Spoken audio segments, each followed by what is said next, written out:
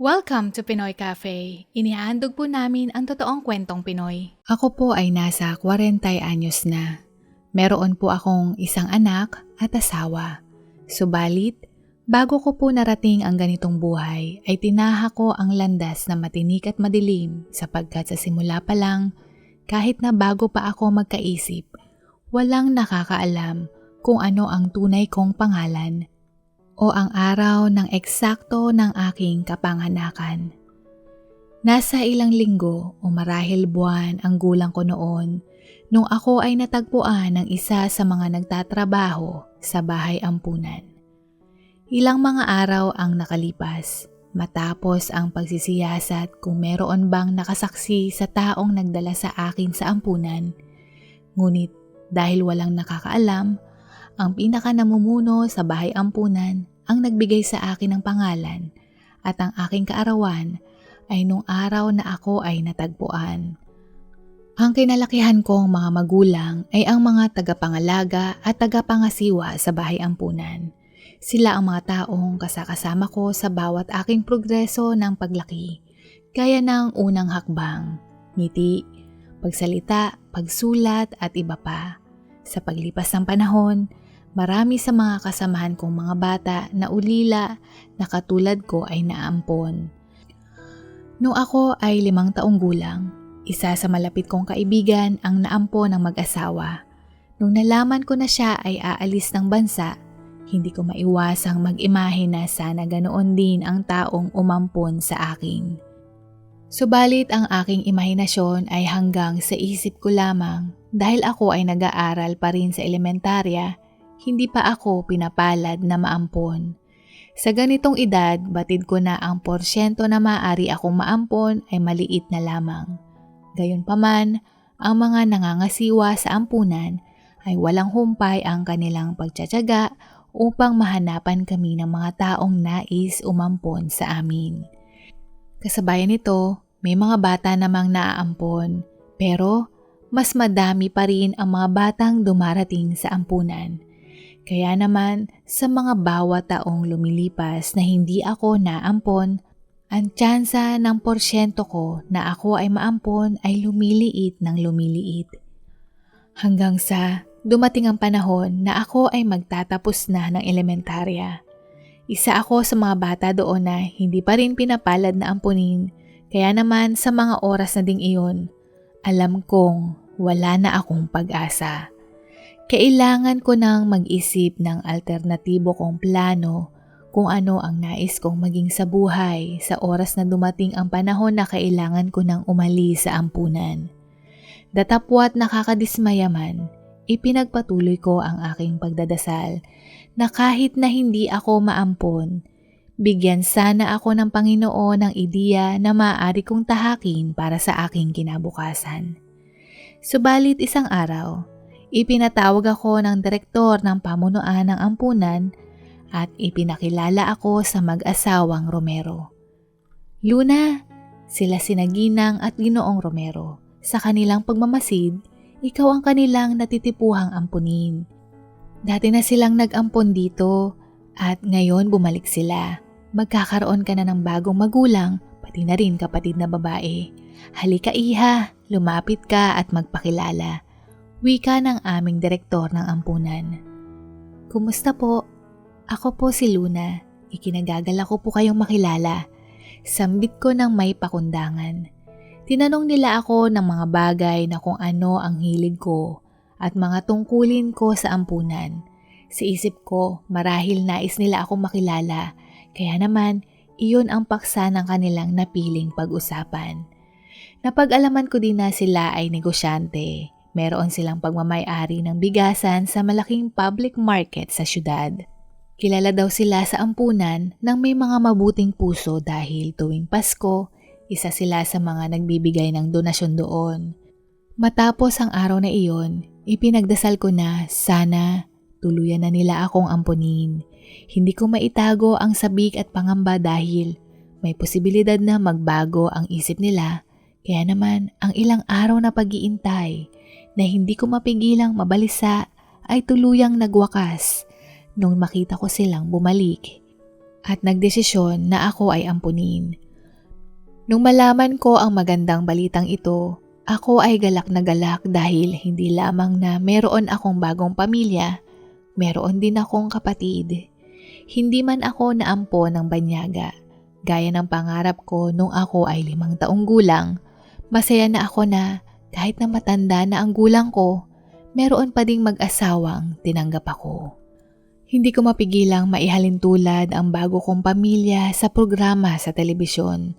Nasama-sama kami na kumakain sa pagkainan. Nagkukwentuhan sa mga bagay na nangyari sa amin nung araw na iyon. Nagbibiruan at nagtatawanan na iniimahe ko na kami ay nagkakasundo. Masaya na parang tunay na isang pamilya. Ang pamamasyal sa ibang lugar, ang magkakasama na manood ng sine o ang maglakad sa mall na magkahawak ang aming mga kamay. Hindi ko maitago ang aking tuwa sa bagong tirahan at sa bagong pamilya na ganito pala ang pakiramdam ng mga bata noong mga panahong sila ay naampon.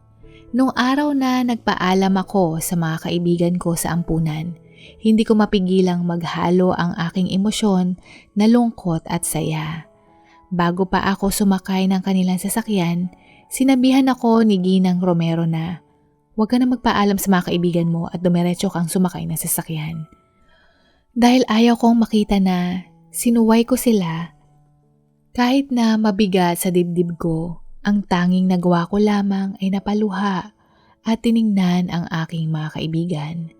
Yumuko ng bahagya bilang simbolo ng aking pagpapaalam. Pagsakay ko sa loob ng sasakyan, hindi ko napigilang mapalingon at tuluyang bumagsak ang aking mga luha. "Tumahan ka. Di ba sabi ko sa'yo, huwag ka na magpaalam? Huwag matigas ang ulo mo, Luna." Sambit muli ni Ginang Romero. "Opo, pasensya na po, hindi na po mauulit." Mahina akong wika at pinunasan ang aking pisngi. Hindi ko mapigilang mahiya at kasabayan nito, hindi ko rin maiwasan makaramdam ng panlalamig sa kanilang mga kilos at tingin. Yung maayos at magandang ngiti nung unang beses ko silang nakita, parang biglang nawala nung oras na sumakay ako sa loob ng sasakyan. Ngunit hindi ko ito pinagbigyan ng pansin dahil mas nananalatay ang pagkasabik na makilala at makasama ko ang bago kong pamilya. Pagdating ko sa kanilang bahay, ito ay mayroong 2 kwarto na may katamtamang laki ng hardin at magandang bahay sa loob ng isang subdivision, gaya ng nakikita ko sa telebisyon. "Wow, ang ganda ng bahay, nakakatuwa naman na dito na din ako titira," sabi ko sa sarili ko. Dito ko nakilala ang kinilala kong ate na si Irene. Mas matanda siya sa akin ng 3 taon. Balingkinitan ang kanyang katawan, mahaba ang buhok at may maamong ngiti. Kaya naman madali kaagad na gumaan ang pakiramdam ko sa kanyang mainit na pagtanggap sa akin. Pagkarating ko pa lang doon, siya ang nagbigay ng tour sa akin sa bahay. Nagtungo kami kaagad sa kwarto kung saan kaming 2 matutulog, kung saan ilalagay ang mga gamit ko, kung saan ang banyo, kusina, sala, hardin at aparador kung saan nakalagay ang mga tuyong pagkain gaya ng bigas, arina, mga delata at iba pa, at mga panglinis ng bahay. Ang ngiti sa aking muka ay hindi ko maitago dahil hindi pa rin ako makapaniwala na iyon na ang magiging tahanan ko. At nung matapos kaming maglibot ng tahanan, nagtungo kami sa kusina at nagsimula ng magluto si Ate Irene. Sabi niya sa akin, tutulong ako sa mga gawaing bahay. Siyempre, wala akong pag-aalinlangang tumulong dahil nais kong masuklian ang kabutihang loob nila. Habang pinapanood ko si Ate Irene, hindi ko mapigilang mamangha dahil ang galing niyang magluto. Mula sa paghihiwa ng mga sangkap, paggisa at ang masarap niyang timpla. Kasabayan nito kahit na hindi pa dumarating ang kinagabihan, hindi na din ako makapaghintay na magsalo-salo kami sa kainan. Ngunit ako ay labis na nagtaka nung sinabi niyang maghain ako ng 2 plato sa lamesa. At ginabayan din niya ako kung paano ihahanda ang mga ito. Una, ilagay ang placemat. Nakataob ang bawat plato sa ibabaw ng placemat. Pangalawa, ang mga kubyertos. Sa may kanan, nakalagay ang kutsara. Sa kaliwang bahagi naman mayroong tissue at sa ibabaw nito ang tinidor. Nakataob din ang baso na nasa parteng itaas ng kutsara. Pangatlo, sa gitna ng lamesa, nakalagay ang malaking mangkok na kanin at isang mangkok naman para sa ulam na niluto ni Ate Irene. Merong ding nakalagay na 2 platito upang lagayan ng sausawan. Sa isip ko, bakit kaya 2 lang? Hindi ba sasabay kumain sa amin ni Ate Irene ang mag-asawang Romero? Na naging palaisipan sa isip ko. At nung matapos maihain ni Ate Irene ang ulam, nagsalita ito ng, "Ma'am, sir, nakahanda na po ang mesa. Maaari na po kayong kumain." Nung marinig ko iyon, bigla akong napatingin kay Ate Irene at napansin kong nakayuko ito habang nakatayo sa gilid at magkahawak ang kanyang kamay sa harapan niya. Pagkaupo ng mag-asawa, ibinaliktad nila ang kanilang mga baso. Sinalinan na ito kaagad ni Ate Irene ng tubig na malamig mula sa pitsil. At nagsimula na ang mag-asawang kumain at kami naman ni Ate Irene ay nagtungo sa kusina. Ang daming katanungan na umaapaw sa isip ko, pero ayaw kong mangahas na magtanong. At dahil abala na si Ate Irene na maglinis sa kusina, tahimik lamang akong sumusunod at tinutulungan siya sa mga gawain. Nang matapos kumain si Ginang Romero, siya ay nagsalita. "Luna, makinig ka lagi sa sasabihin ni Irene. Ayoko makarinig na magtanong ka sa akin ha. Siya ang magpapaliwanag sa iyo ng mga patakaran dito sa bahay na kailangan mong sundin." "Opo," maiksi kong sagot. "Anong opo lang? Dapat, opo ma'am. Ganyan ka dapat sumagot sa amin, Luna ha. Huwag na huwag mong kakalimutan." Tugon niya na may halatang inis sa kanyang boses.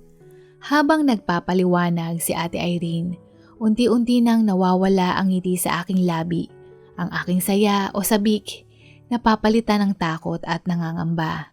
Na matinding pangamba dahil hindi ko alam kung ano ang magiging buhay ko, kung mapapabuti ba o mapapasama. Ang mag-asawang Romero ay inampon kami bilang katulong sa bahay. Kami ang maglilinis at mag-aasikaso ng walang sahod na salapi. Sa halip, kami ay pwedeng mag-aral.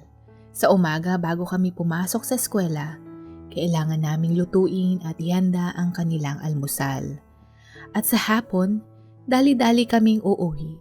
Pagkatapos sa paaralan dahil sa mga nakatoka naming gawain. Tama po kayo.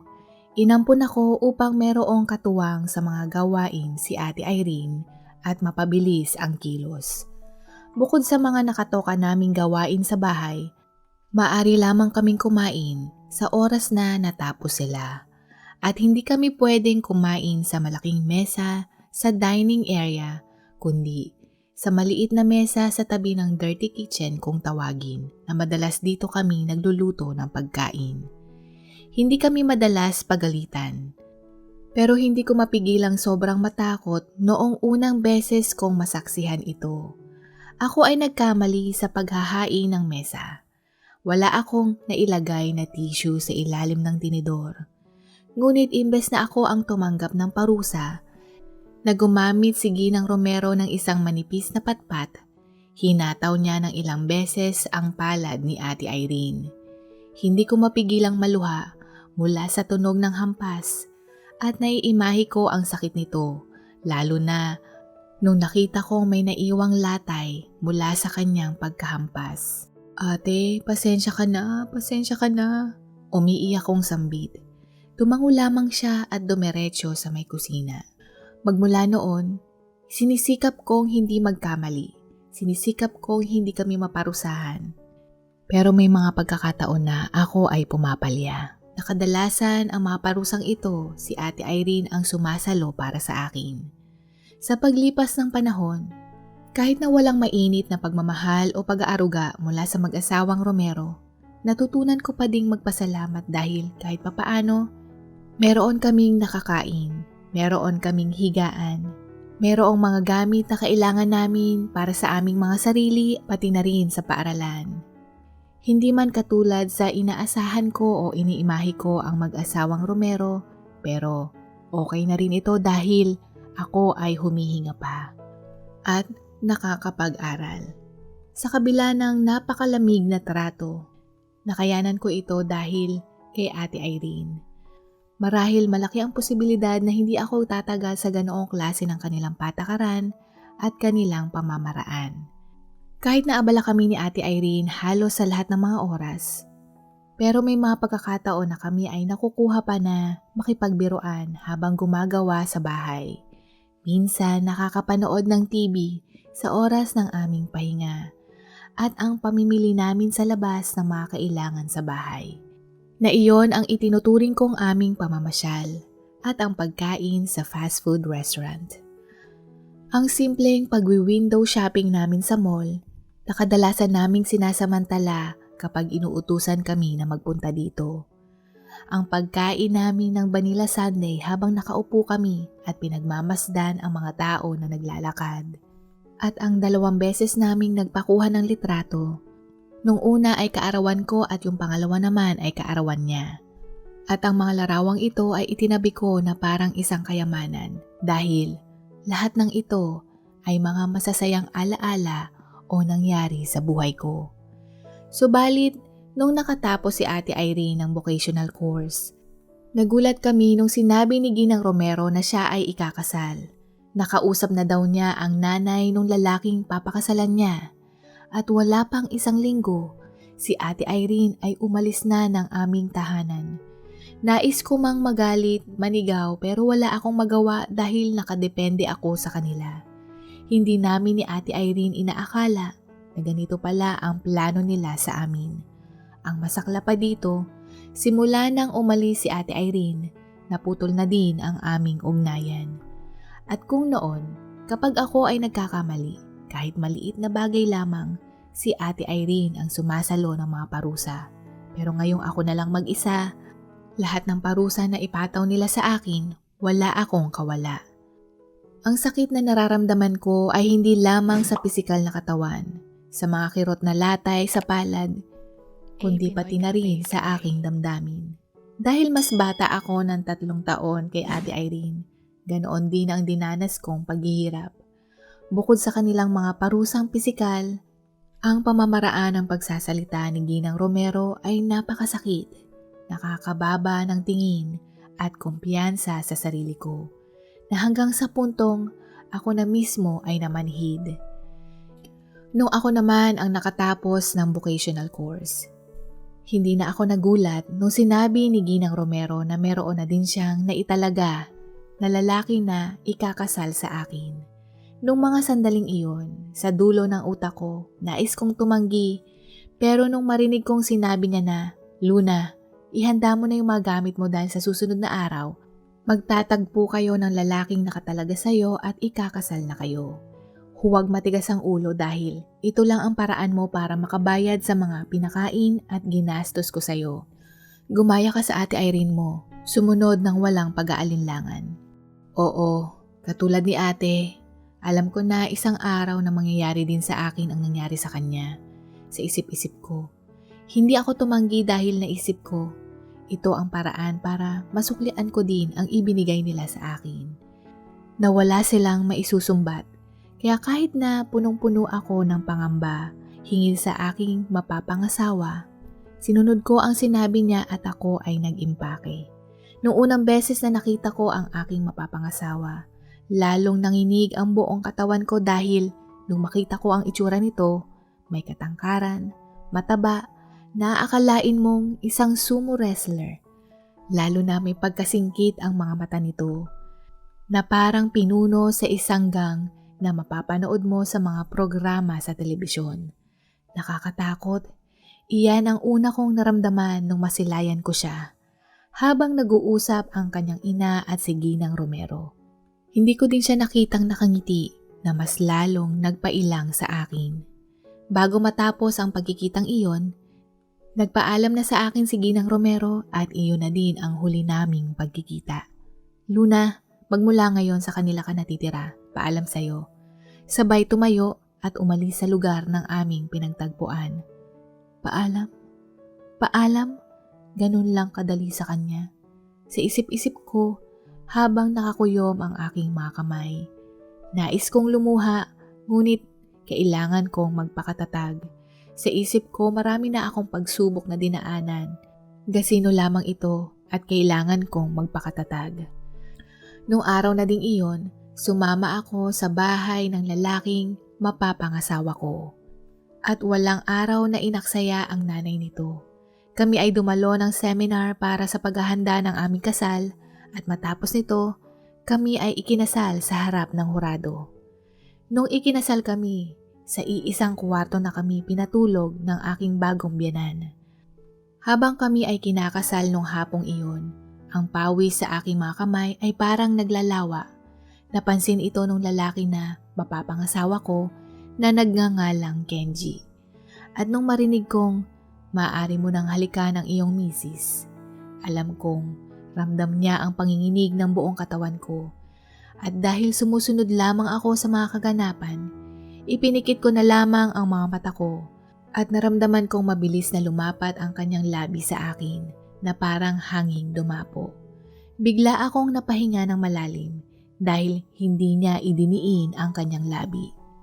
Ngunit nung kinagabihang iyon sa oras ng aming pagtulog, nakataklob ako ng kumot at narinig ko siyang pumasok at bigla siyang nagsalita. Huwag kang mag-alala, walang mangyayari sa iyong masama. Gaya mo, sinusunod ko lang ang gusto ni Mama. Ha?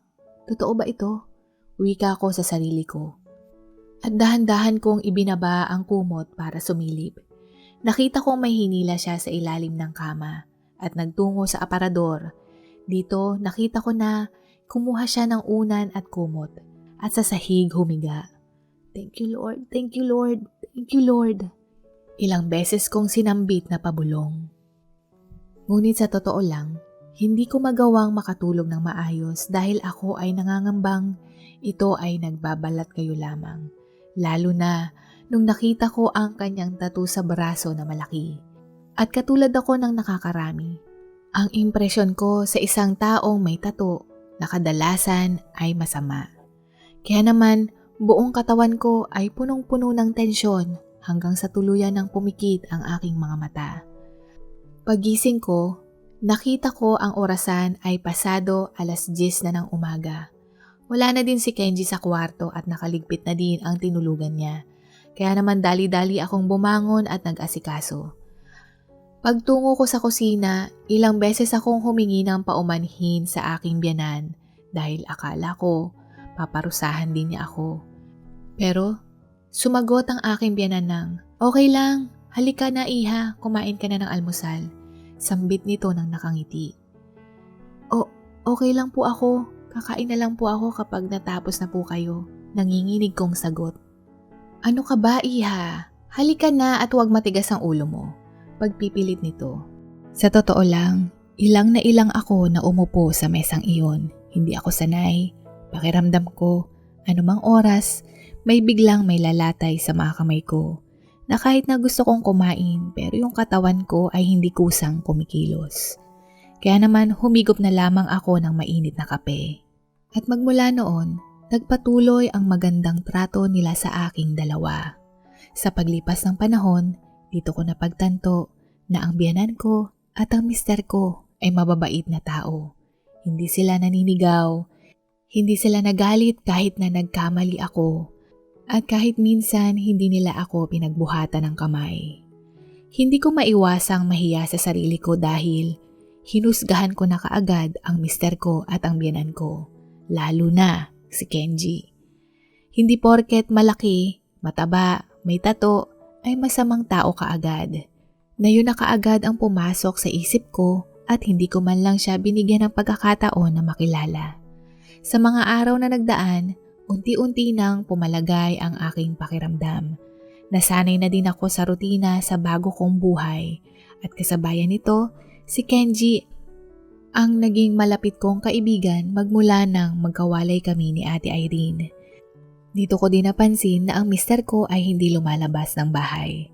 Sa umaga, pagkagising niya, siya ay kakain ng almusal at pagkatapos magbabasa ng pahayagan sa may hardin at pagkatapos buong araw na manonood ng telebisyon. Hindi ko mapigilang mapatanong sa sarili ko kung bakit ayaw niyang lumabas. Hanggang isang araw, habang nanonood kami, bigla kong sinabi na gusto kong makita ang Ferris wheel sa may seaside at tinanong ko siya kung nais niya akong samahan. Hindi kaagad siya sumagot, kaya hindi ko siya pinilit. Hanggang siya na ang nagkusa na magkwento kung ano ang dahilan niya sa paglalagi sa loob ng tahanan. Bago pa daw sila lumipat sa ating bansa mula sa Japan dahil ang kanyang ama ay isang Hapon. Magmula daw elementarya hanggang middle school, siya ay palaging tampulan ng tukso. Bukod sa pagsasalita ng masakit, may halo din daw itong pisikal. At lumala daw ito ng lumala nung siya ay nasa middle school. Ang dahilan kung bakit daw siya inaapi ay dahil siya ay may halong dugong dayuhan. Hindi naman po sa paninira o pagsasabi ng negatibo hingil sa kanila, ngunit nakaranas siya ng matinding diskriminasyon, lalo na nung malaman nila ang kanyang ina ay isang Pilipina. Ang isang matinding pisikal na naranasan niya ay yung itinulak siya at nagresulta ng pagkapilay. Dito na siya nagsimulang magkulong sa kanyang kwarto at ayaw nang lumabas ng bahay. Kaya naman nagdesisyon ang kanyang mga magulang na bumalik ng bansa at dito manirahan nung siya ay nagsimulang mag-aral sa sekundarya. Subalit, maging dito sa ating bansa, nakatanggap din siya ng tukso dahil sa kanyang tono ng pagsasalita. At hindi marunong magsalita ng Tagalog at ang kanyang tono ng pagsasalita sa tuwing siya ay nagbabasa ng Tagalog. Mas lalo siyang nawala ng gana na pumasok at mas lalong nagkulong sa bahay, na tanging libangan, ang pagkain at ang panonood ng telebisyon. Ang kanyang ama ay pumanaw 2 taon pa lang daw noon magmula nang bumalik sila sa bansa. Ang naiwang negosyong paupahan ang tanging kanilang pinagkukunan ng panggastos. Naisip niya na magpatattoo siya, baka sakaling bigyan siya ng kumpiyansa. Pero nung makita niya ang mga reaksyon ng mga tao na may takot sa kanilang mga mata na tila ba siya ay isang halimaw, dito na siya sumuko at mamuhay na lamang ng ganoon. Nung marinig ko iyon, hindi ko mapigilang mahiyang muli dahil isa ako sa mga taong humusga sa kanya. At upang ituwid ang aking pagkakamali, nais kong makatulong at naisip ko, marahil pwede ko siyang tulungan na magpapayat. Ang maging malusog na pangangatawan ay maaaring makapagbigay ng lakas ng loob sa kanya. Kaya naman, nagbasa ako ng mga libro tungkol sa pagpapapayat, mga ehersisyo na pwede niyang gawin na madali sa simula hanggang sa masanay ang katawan niya. Kumonsulta din ako sa doktor kung ano ang mga masamang epekto kapag hindi inalagaan ang katawan. At ang mga kaalamang ito ay ibinahagi ko sa kanilang dalawa upang magbigay motibasyon para siya ay ganahang magpapayat. Naging epektibo naman ito at pumayag si Kenji na gawin namin ito. Kaya kada umaga kami ay nag-eehersisyo. Nasa unang 2 linggo, puro siya reklamo, ngunit hindi ako nagpatinag at nagpursige at sinikap na huwag siyang sumuko. Ang aking biyanan, kahit din nung una, parang hindi siya napapabilib na ginagawa namin ito o ang makakayanan ito ng kanyang anak. Ngunit nung makita niya ang resulta matapos ang halos kalahating taon, ang laki ng pagbabago ni Kenji mula sa pag-eehersisyo at pagkontrol sa kanyang pagkain, siya ay nabawasan ng timbang. Tuwang-tuwa ang aking biyanan at labis na nagpapasalamat sa akin dahil natinulungan ko ang kanyang anak. Sa bagong kumpiyansa niyang ito, sinubukan niyang lumabas. At sa una, kahit kinakabahan, kalaunan siya ay nag-relax. Magmula noon, si Kenji na ang kasakasama ko sa tuwing kami ay namimili o ang namamasyal. Hindi nagtagal, iminungkahi niya na nais niyang mag-aral muli kaya naman tinulungan ko siyang mag-aral sa kanyang Philippine Educational Placement Test. At nung siya ay nakapasa, nagsimula siyang mag-aral sa kolehiyo. Kapansin-pansin din ang kanyang masayang aura at palagi na itong nakangiti. Sa aksyong ito, ang aking biyanan ay mas lalong mabait, at mas malapit na rin ang aming relasyon. Ilang beses din siyang nagpasalamat dahil kung hindi daw sa akin, hanggang ngayon marahil ang kanyang anak ay nagkukulong pa rin sa bahay. Kaya naman tinanong niya ako kung ano naman ang nais kong gawin. Handa nila akong suportahan sa anumang propesyong nais kong tahakin. Nung una, hindi ako makasagot dahil hindi ko alam ang nais ko. At binigyan ako ni Kenji ng sagot. Ako? Alam ko na kung saan ka magaling. Tingnan mo ako. Ang laki ng tulong mo sa akin. Isa kang magaling na guro dahil masaya ako habang tinuturuan mo ako. Bigla akong napaisip ng malalim dahil merong katuturan ang kanyang sinabi. At dito nagsimula ang aking landas upang maging isang guro. Naisip ko din na bumalik sa ampunan at magbolontaryo ako na magturo sa mga bata doon. Sa mga taong lumipas, kaming dalawa ni Kenji ay may pareho ng propesyon. Siya ay nakatapos ng Business Administration at ako naman ay Education. At nung nakapasa ako sa lisensya bilang guro, sinorpresa ako ng aking biyenan dahil isa sa kanyang paupahan na commercial space, ibinigay niya sa akin iyon upang magtayo ako ng sarili kong preschool. At ang ideyang ito ay sinuportahan din ng mister ko. Sa labis kong tuwa, hindi ko mapigilang mapaluha dahil sa biyaya ng aking nakakamit at lalong-lalo na ang bago kong pamilya. Na sila ang nagturo sa akin ng tunay na ibig sabihin ng pamilya. Kaya naman upang hindi sila madismaya, hindi ko sinayang ang pagkakataong ito at pinag-igihan ko ang pinasok kong negosyo at propesyon. Sa labis akong abala, hindi ko na malaya na may ilang taon na muling lumipas. Ang pagtuturo, ang pag-aaral ng master's degree at ang pamamahala nito ay nagawa kong pagsabay-sabayin. Hanggang isang araw natuklasan kong ako ay nagdadalang tao at dito biglang pumasok sa isip ko si Ate Irene. Kung kamusta na siya, kung nasa ayos ba siya, o kung nasaan na siya, nais kong malaman ang kanyang kalagayan. Sinubukan kong bumalik sa mag-asawang Romero pero wala na sila doon. Hindi ko maiwasang malungkot at magsisi dahil hindi ko kaagad naisip si Ate Irene. Nagtungo ako sa dati naming ampunan kung meron ba silang narinig na balita, ngunit maging sila ay wala ding alam. Napansin ng mister ko ang aking lungkot at dismaya. At lingid sa aking kaalaman, siya ay nagpahanap ng tulong sa isang private investigator upang siya ay matunton. Ang paghahanap niyang ito na inabot ng 1 taon, hindi siya sumuko at nagtagumpay siya at sinorpresa niya ako sa balitang ito na natagpuan na daw niya si Ate Irene. Sa isang maliit na barong-barong malapit sa tapunan ng basura, siya ay mag-isa noong oras na ako ay kumatok sa kanyang manipis na pader. "Sino yan? Umalis ka! Layuan mo ako!" Sambit nito ng pagalit. Ate Irene, ako ito si Luna. Wika ko ng malumanay. Luna? Luna? Ikaw nga bang tunay? Tugon niya. Opo ate, ako ito si Luna. Sagot kong muli. Bakit ang tagal mo? Bakit ang tagal-tagal mo? Umiiyak niyang sambit. Sabay itinoon ang kanyang atensyon sa isang manika at nagsalita. Di ba, ang tagal nating hinintay si Luna. Ang daming beses na lumubog ang araw, halos hindi na natin mabilang. At kinuha ang manika at hinaplos ito. Ibinuka ng bahagya ang bibig ng manika na parang umaastang ito ay nagsasalita. Oo nga, madaming beses na nawala ang araw kakahintay namin sa'yo, Luna. Hindi ko mapigilang mapahagulgol dahil sa sinapit ni Ate Irene. Ang makita siyang ganoon ang kanyang kalagayan, talagang nakakadurog ng puso. At base sa nasagap na impormasyon ng investigador, ang kanyang asawa ay labis siyang pinagmamalupitan. Ilang beses daw siyang tumakas, ngunit ilang beses din siyang natatagpuan. Nakalaya lamang daw ito nung inatake sa puso ang dati niyang mister.